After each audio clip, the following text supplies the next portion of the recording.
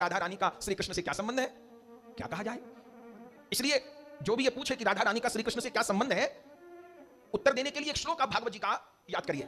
भागवत जी का जो स्कंद पुराणोक्त महात्मा है उसमें एक श्लोक है, ये उत्तर है कि राधा कृष्ण का संबंध क्या है। और यमुना जी के मुख का श्लोक है, किसी सामान्य व्यक्ति के मुख का श्लोक नहीं है। कौन है श्री राधा? बोले आत्मा रामस्य कृष्णस्य, आत्मा रामस्य कृष्णस्य, ध्रुवमात्मास्ति राधिका, ध्रुवमात्मास्ति राधिका, तस्य दास्य प्रभावेण, तस्य दास्य प्रभावेण, विरहोस्मान् संस्पृशे, विरहोस्मान् संस्पृशे। क्या श्लोक है? आत्मा रामस्य कृष्णस्य, ध्रुवमात्मास्ति राधिका। सब जीवों के आत्मा परमात्मा श्री कृष्ण है। इस बात को तो सभी वेद पुराण कह ही रहे हैं। तो सब जीवों की आत्मा परमात्मा श्री कृष्ण है, पर उन परमात्मा श्री कृष्ण की भी आत्मा श्री राधा है। उन परमात्मा की भी आत्मा श्री राधा है। तो जो देह में और प्राण में संबंध होता है, जो आत्मा में और परमात्मा में संबंध होता है, वही श्री राधा और श्री कृष्ण का संबंध है। कुछ कहते हैं कि भागवत जी में राधा रानी के साथ भगवान का विवाह हुआ, ये चर्चा नहीं लिखी हुई है।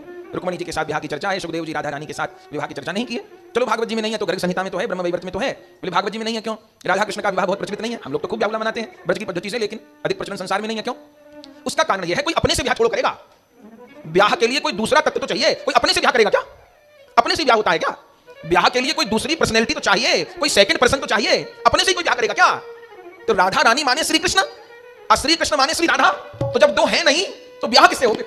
दो तत्व तो हो, वहां दो तत्व नहीं है, वहां एक ही तत्व है। इसलिए वेद कहते हैं एकच ज्योति बुद्वेदा राधा माधव रूपकम। एक ब्रह्म दो रूपों में प्रकाशित हो रहा है।